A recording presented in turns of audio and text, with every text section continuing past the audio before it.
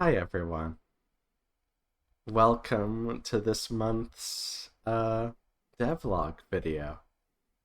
So, first things first, big announcement. I finished and released the short demo of the Silent Column, and it's available for free on my itch page. Link in the description. And yeah, I hope you enjoy it. Um that pretty much is all that in a nutshell is what I've been doing this month. I've been working on the silent column, the demo. Um, the demo that has been released is the short demo. As I was saying in the last video, I want the demo for the silent column to be 40,000 words, and it will be. But as for right now, I finished uh, half of that, and I felt like 20,000 words is still a pretty strong length for a demo, and I didn't want to rush to like get the longer demo out by this point. So what I did was I released a short demo, which is 20,000 words, and I feel like it ends in an emotionally resonant way. Uh, and yeah, I hope you enjoy it. Um, by next month's video, I definitely will have the long demo released, which will be the 40,000 word demo. In fact, I will most likely finish it far sooner than the beginning of next month, and I'll probably post I'll post a devlog video, just just a little announcement video saying, hey, the long demo is out. But yeah, I mean that's basically all I really have to say for this devlog video. So I figure maybe I should actually tell you guys a little bit about what the silent column actually is about. Uh, and yeah, so the silent column here, I'll just go to the itch page and read you the description. And I'll bring up some talking points too. I'm a little bit tired today, I have to admit. Uh, I was so excited getting everything done and anticipating it's like, oh, tomorrow I'm going to be recording the video and announcing it and everything and putting it out there. And then I had to wake up early in the morning. Okay, there they are. Let's go to the itch page. The Silent Column is a supernatural romance mystery visual novel, Boy Pursues Girl, that occurs after the events of The Fall, a supernatural event that killed most people in the isolated city the protagonist, Tashin, lives in. Tashin lives in the quiet aftermath of the fall with his sister Kina, his friend Josephine, and Josie's unofficially adopted son Keith. Slowly, he meets and spends time with others in this quiet environment, such as Amy, Thidria, and Sarah. As he gets to know these three girls, their friends, and others, more questions are raised, some more recent, and others older than the sun. The silent column contains sexual, depressing, and other mature themes described in some detail. The descriptions and visual depictions may not be explicit, however, discretion is still advised. This is the silent column's short demo. It contains 20,000 words and introduces the reader to Amy, Thidria, and Sarah. Later, a long demo will be released containing 20,000 more words, so the long demo will be around 40,000 words, including the first 20,000 from the short demo. I plan on the full game being around 750,000 words, It will be released in 3 acts. I plan for each act to be around $20. And here's my YouTube channel, as you are already on. And also, I set up a PayPal. So if anybody wants to donate, you can donate to me. But yeah, that's great. I set up some screenshots here. I think it all turned out really nicely. I guess I might as well just talk a little bit about what happens in the short demo. So let's see. You play as Tashin. Um, he has just he's on a walk when the game starts. He's coming home. He picked up some candy for his sister Kina. The candy he gets for her is Bisalt candy, which is it's like that's a detail of the world that isn't really dwelt upon that much. It's not really the focus, but Bisalt candy is basically I really like, especially when I was younger, I really liked bismuth, which is a particular kind of metal with very interesting edges. It oxidizes in a very colorful way and has sharp, squared edges. Um, and it has like a very beautiful kind of rainbowy coloration, and it looks kind of green. Um, it's very interesting. I'll probably put some pictures up.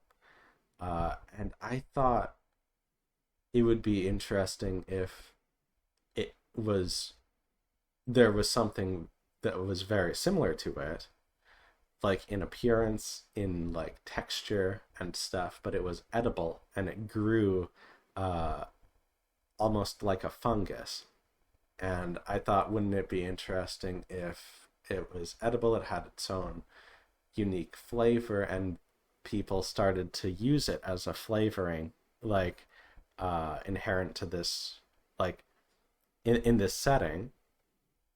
If this is a thing, then people would probably cultivate it a little bit. They would probably use it uh, in drinks and stuff.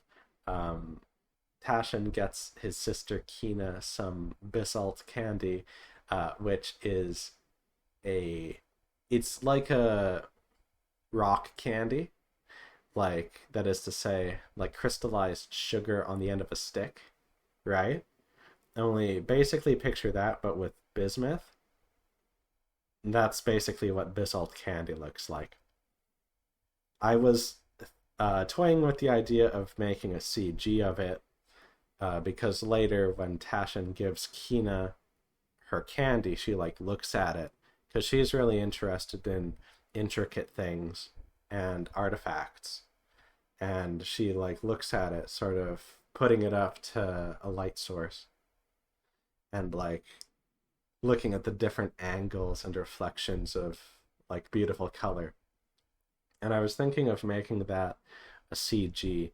And by the time the full game, like the 750,000 word visual novel comes out, I may well have that be a CG, but for the time being, I just needed to prioritize uh, the more essential CGs. Kina as Tashin's sister isn't a heroine, so I wanted to prioritize the CGs of the heroines, which makes sense to me. So Tashin is walking home.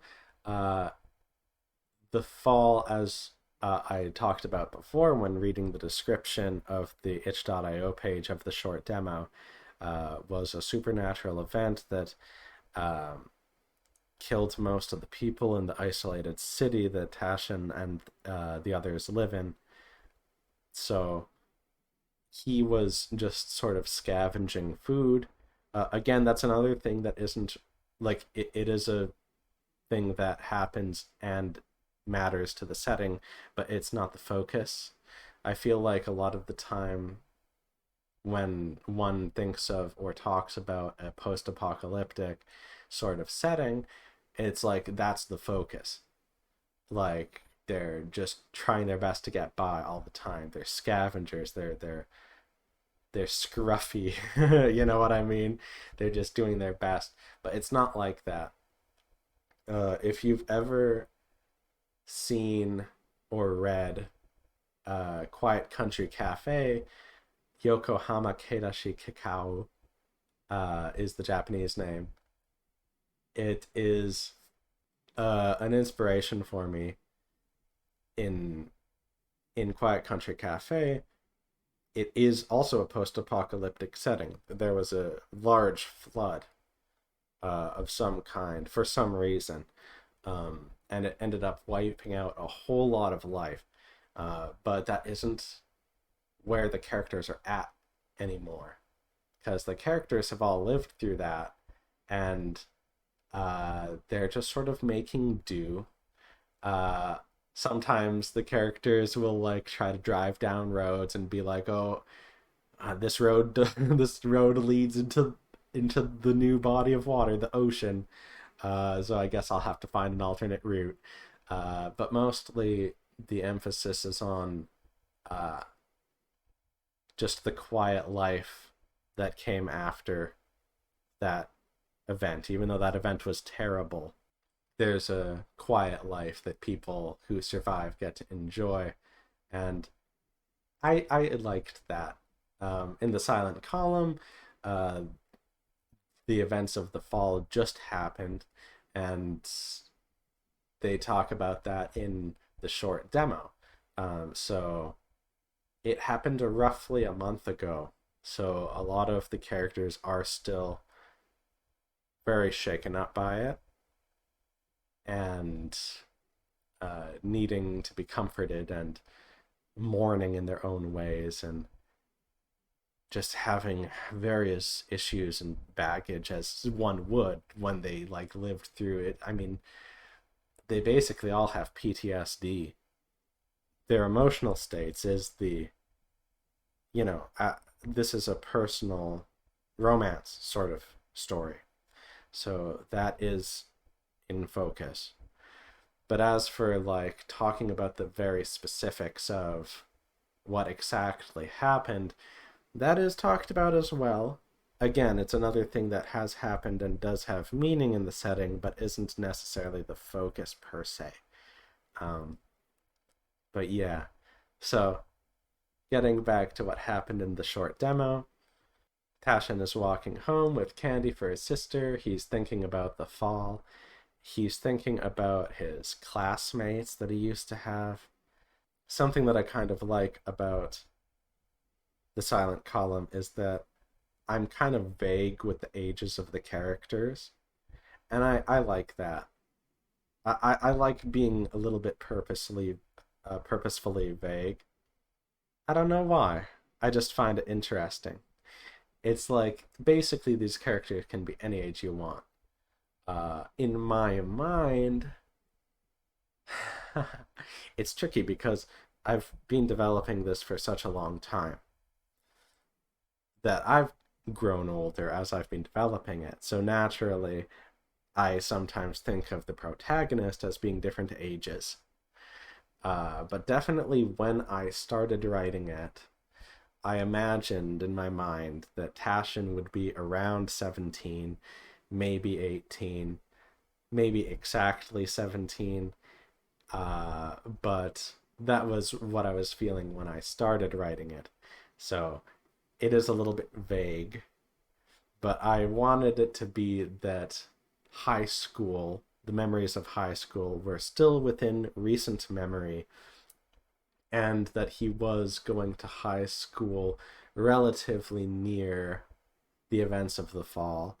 So he is reminiscing walking home about high school a little bit because he's seeing that so many people are gone, and he's thinking about this one time when he was in school and he was stuck there because it was raining, and he was stuck there with Kina, and he was stuck there with these three classmates. He was stuck with Lisa, he was stuck with Mayel, and also Patricia.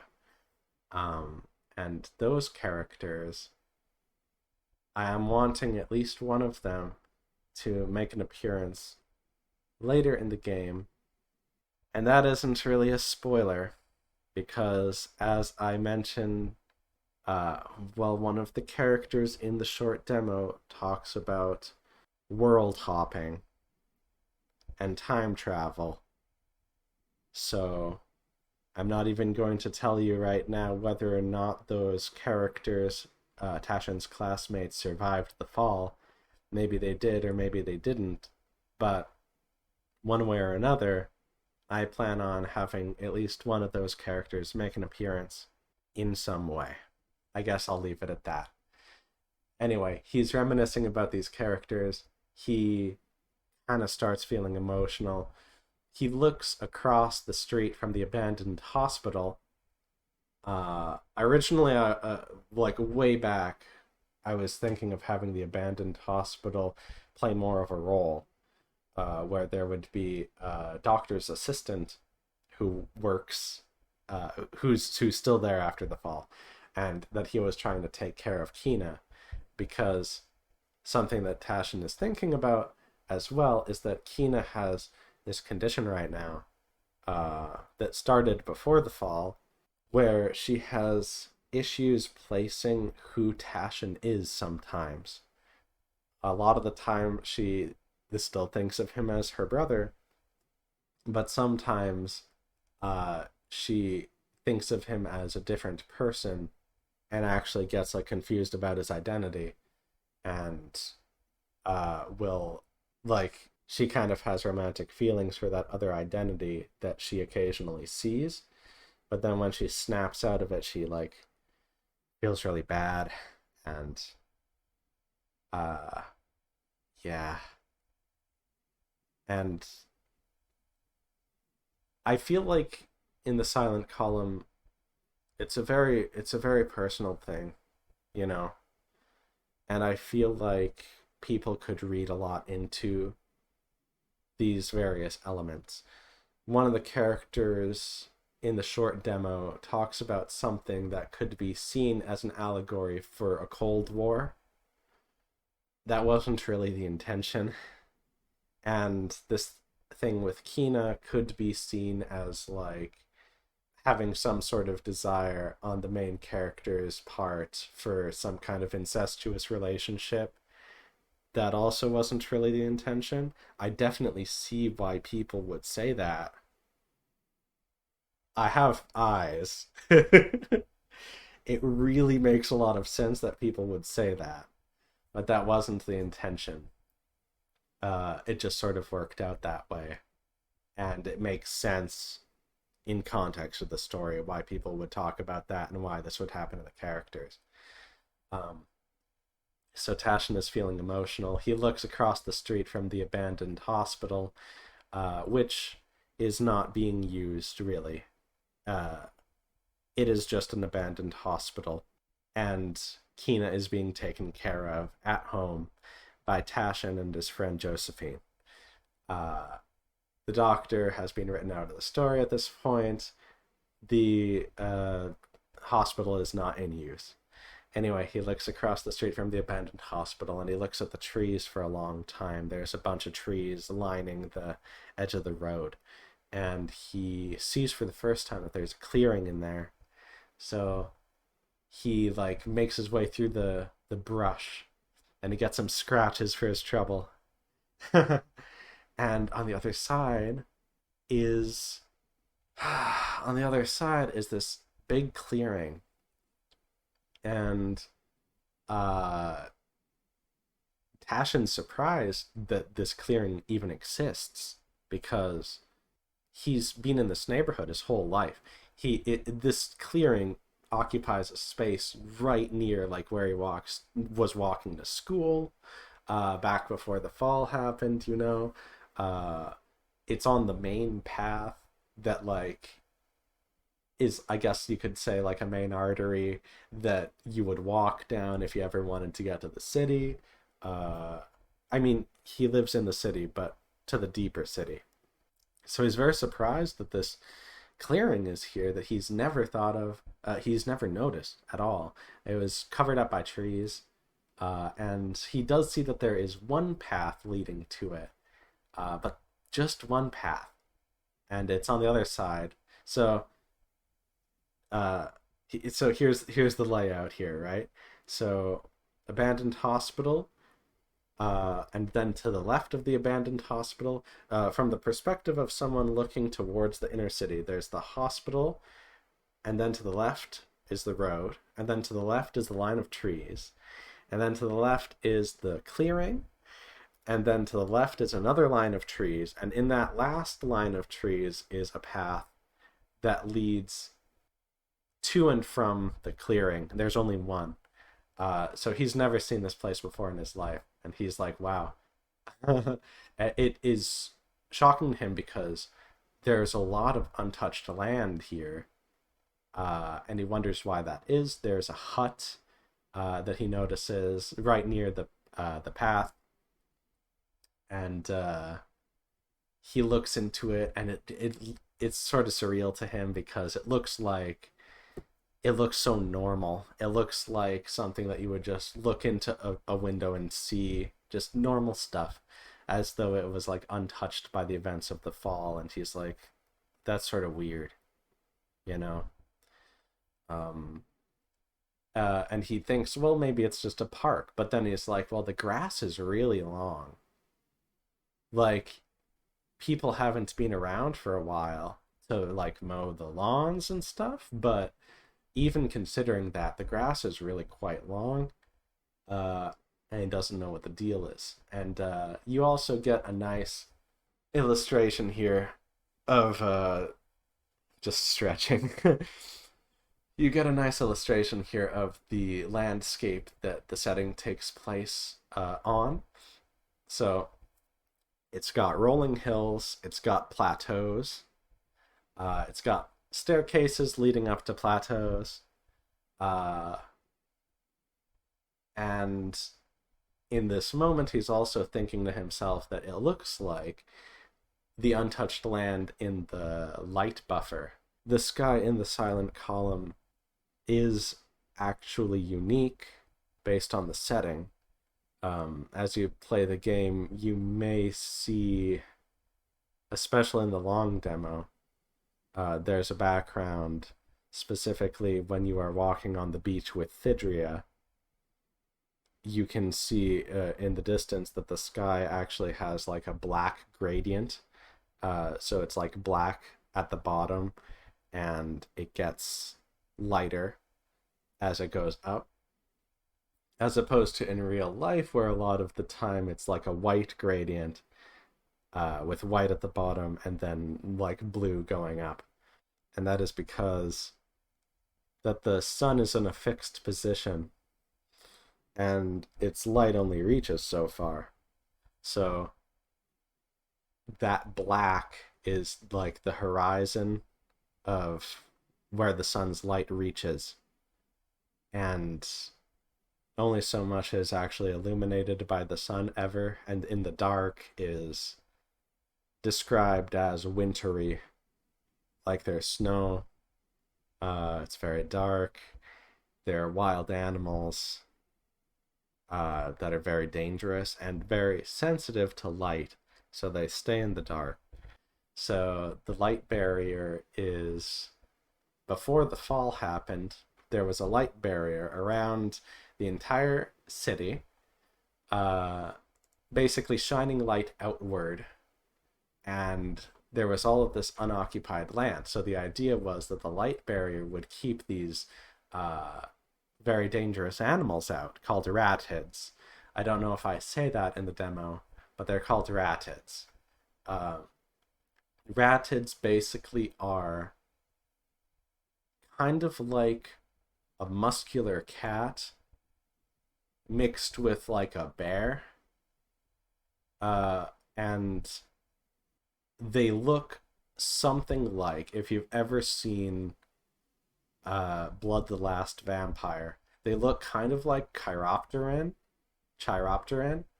only without wings, and like a little bit different, sure, And it's like, oh, yeah, you don't want those guys. And they're hostile as well, as you would expect from a muscular like jungle cat. Um, so you want to keep them out of the city. Thankfully, they're very sensitive to light, so they stay in the dark. So he thinks about the light buffer because naturally, uh, humanity wanted to put a buffer between themselves and the dark, uh, just so that like if any of the ratids just wander into the light, eventually they'll be like, oh crap, and turn around. And that's what the buffer space is for. It's a pretty big buffer space. So basically, he's seeing this open area in this clearing, and he's thinking of like, oh wow, when in the past he would go to the light buffer and he would look out, and there were these rolling hills and plateaus, and they were like untouched by people, and it's reminding him of that a lot, and it's interesting.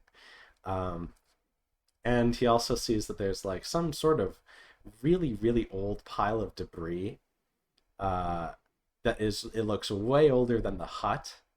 He doesn't know what it is. It's made out of stone, and he just thinks it's sort of interesting. Uh, so eventually he goes home.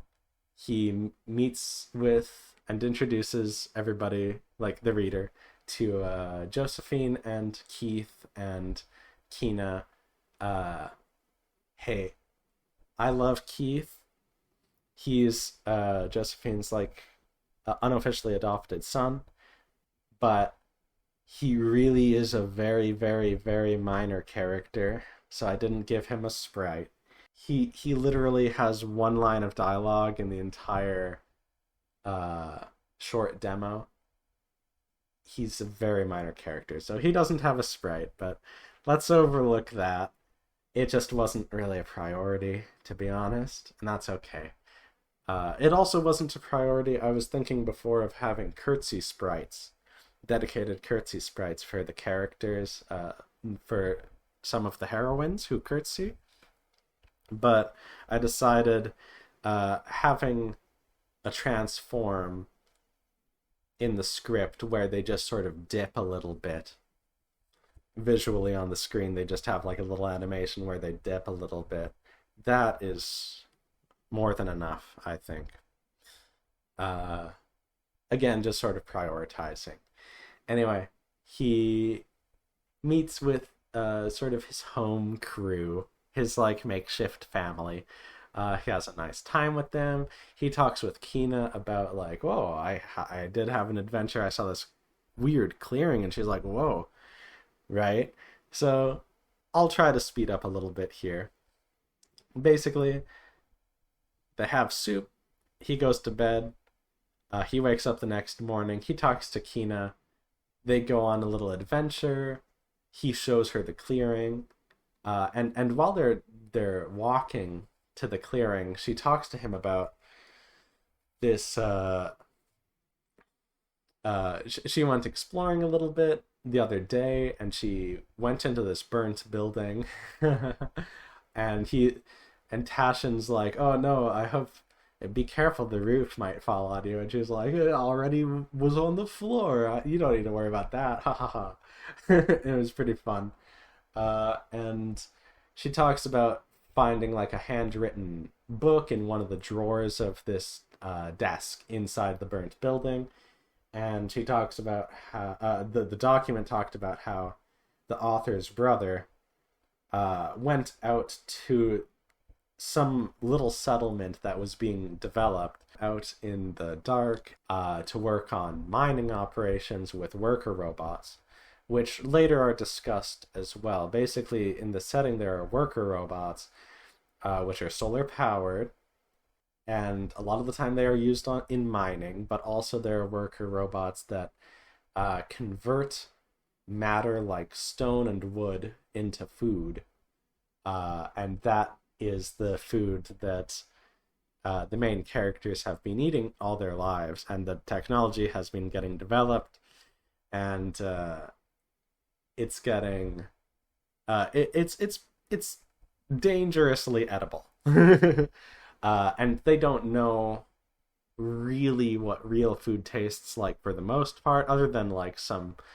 like they don't really know what real meat tastes like, for example, when it comes to things like fruits and vegetables. Sure, those get grown, right? So they can tell the difference, but for the most part, they don't really know what they're missing out on. It's what they've known all their lives. Anyway, she talks about how there was a mining operation out in the dark, and Tashin's like, well, that's sort of weird. I mean, the worker robots are solar powered, and she talks about how it's like, oh well, they charged batteries in here in the light, and then like would make like a daily commute to like swap out the batteries and charge the old ones. And he's like, okay. Anyway, she was talking about how it was cool that there was actually something handwritten, and that she was like looking at someone's words, like that they wrote before everything happened, and presumably that author died. So they get to the clearing. She's like, wow, what a view. And it's like, yeah, it's nice. You see all these rolling hills and untouched land. And then she's like starting to look through the rubble. She's like, wow, this is fascinating. Because she's very much the kind of girl who, as I said before, has an interest in looking at artifacts and stuff. So they start looking through the rubble, and she finds this big slab, and she's like, oh wow, this is interesting. It looks like there's writing on here that's in another language. And she talks about how she recognizes this other language because one time after the fall, Josephine went to her old workplace. She used to work at a restaurant as a cook, and she went back to her old workplace because she was feeling reminiscent a little bit, and she found this like handwritten journal or something, or book, and it was also written in this language. And so Kina's seeing this slab, and it's like, wow, it looks like something's written on here in this language that none of us know. And Tashin's like, wow, I thought there was only one language. And she's like, yeah, we didn't know there was another language either. So I kind of like that it's like, as things are going on, things are just sort of nonchalantly brought to the attention of the reader, because from the perspective of the characters, this is common knowledge, you know? They wouldn't think to bring up that, as far as they know, there's only one language. They wouldn't think to bring up that the dark is weird. You know what I mean? So I think it's interesting to just occasionally, as the characters would naturally bring something like this up, just bring this up, and the reader's like, wait, what? You think there was only one language? You know? I think that's kind of interesting. After a while, unfortunately, Kina has one of those attacks where she looks at Tashin in that strange way, having issues identifying him as Tashin, and she ends up sort of running off. And Tashin's like, I'm sorry, that sucks.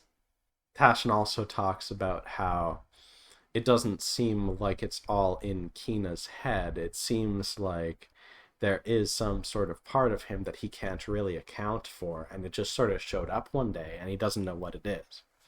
But it's hinted at that this probably isn't just Kina's imagination.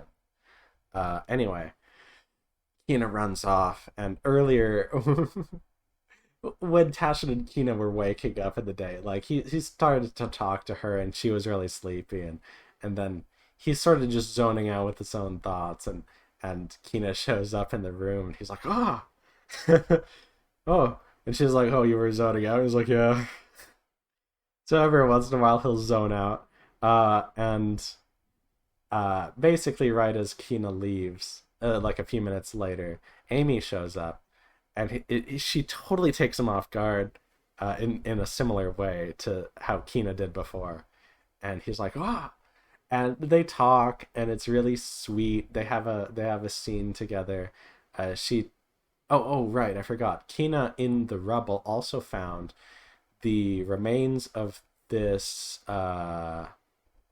glass orb, like this really ancient glass orb. It had like little decorative swirls of copper or brass around it.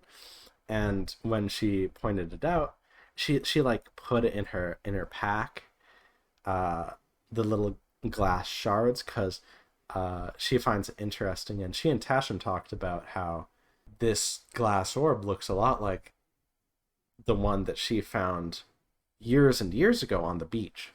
And she's like, yeah, it does look a bit different though, I think. And he's like, oh, well, maybe they were made by different people. So anyway, when Tashin's talking to Amy in the field, they're like sitting on the steps, and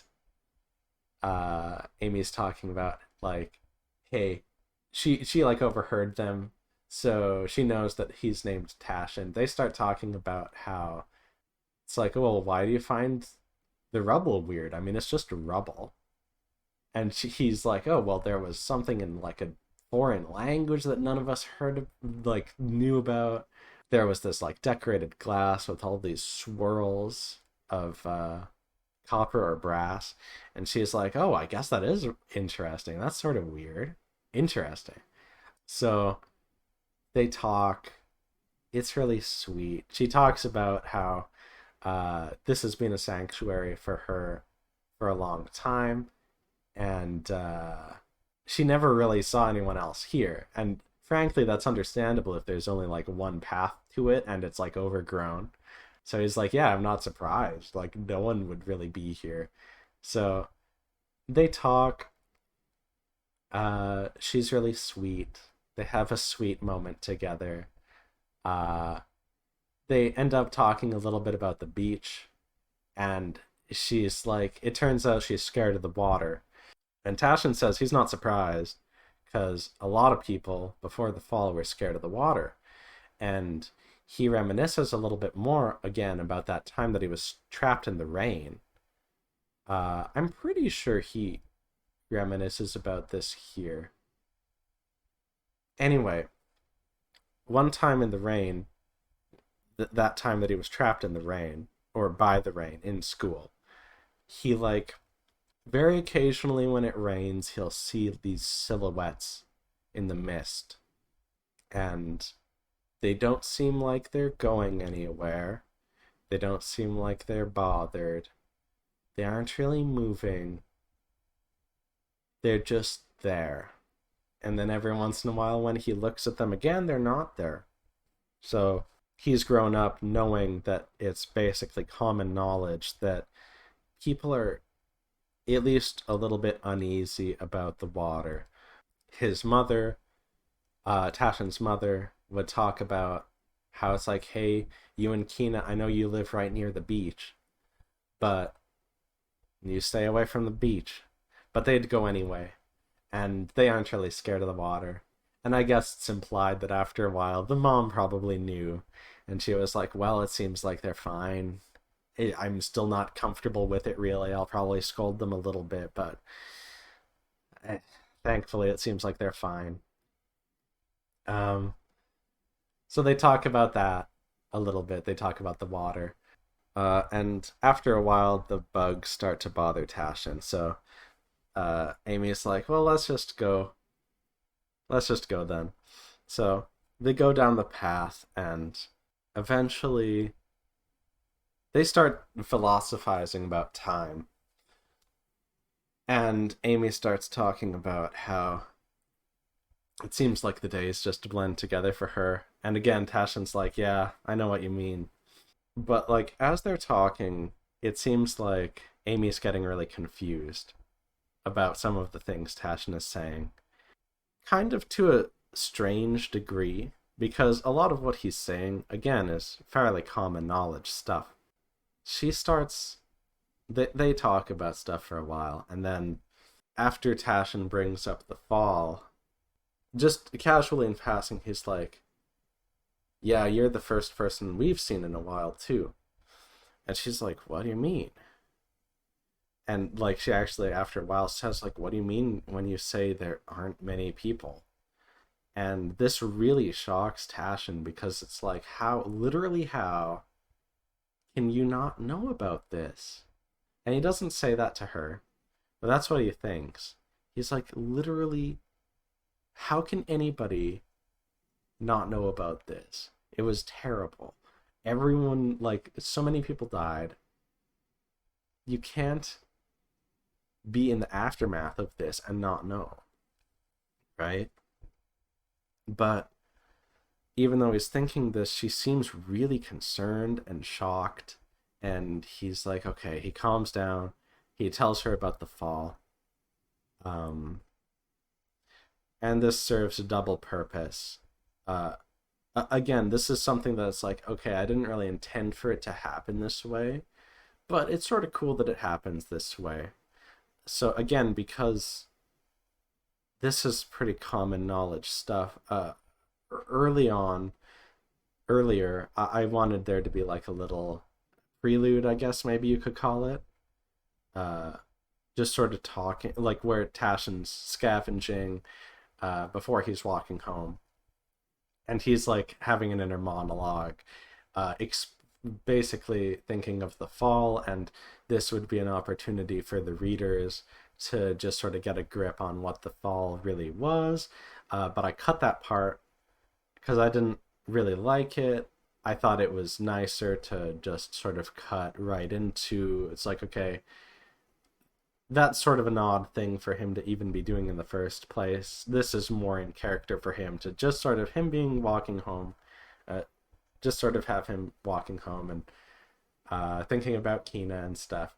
But this sort of serves a purpose of getting people to grips with the fall, the readers to grips with the fall. And again, I did not mean for that to happen, but that happened in a pleasant way. That lined up well. But yeah, she's really disturbed about this, and she's like, "Well, what the heck happened? Was there a war or something?" And he's like, "No," and he goes into detail about it, and she's really sad about this and emotional, and he's like, "Yeah, to her it must all be fresh, like he's had a month or so to deal with this, and he's mourned already and everything, but like to her this is all so shocking.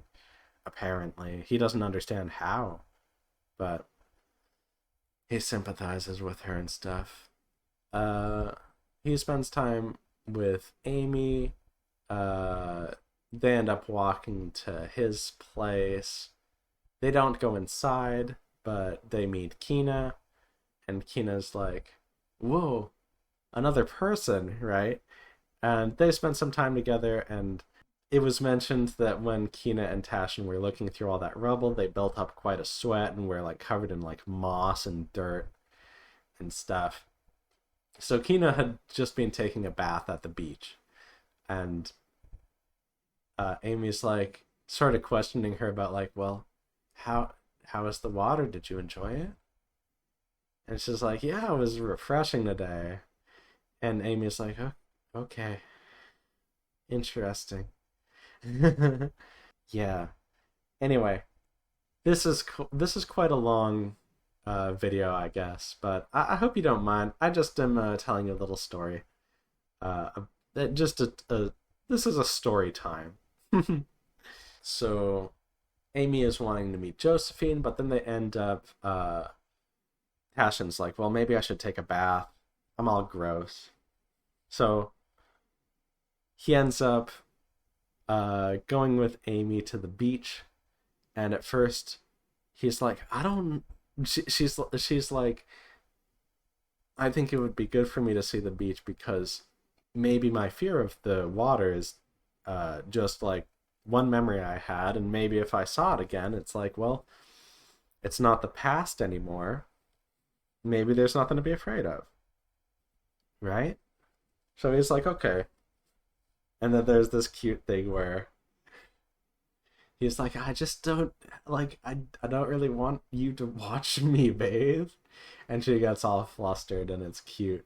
And she's like, no, I'm not gonna watch you, it's fine. So they go to the beach, but then when they get there, she like has a really big breakdown and like can't move and like freezes up and falls to the ground and starts shaking, and he ends up like just dropping everything and dragging her out of there. And she starts talking about how she heard a bunch of voices screaming out from the water, and he's really like concerned and shocked. And before, they were also talking about how like Amy might have very sensitive eyes, because he talks about how it's very, very bright out. She talks about how when she looks at the sky, it's really bright. And then Tashin's like, oh, well, maybe you're a little bit blind. Maybe your eyes are really sensitive. And when you look up at the sky, well, when you look away from the sky, do you see like some spots? Because like when I look at, and she's like, yes, yes, that's right. And she gets excited about this, and she says, yeah, when I look away from the sky, I see like little lights. And then Tashin's like, well, maybe that's like kind of like an after image, like when you're looking at a lamp for too long and you look away. I sometimes see spots. And she sort of starts to like get less enthusiastic, and she's like, well, maybe.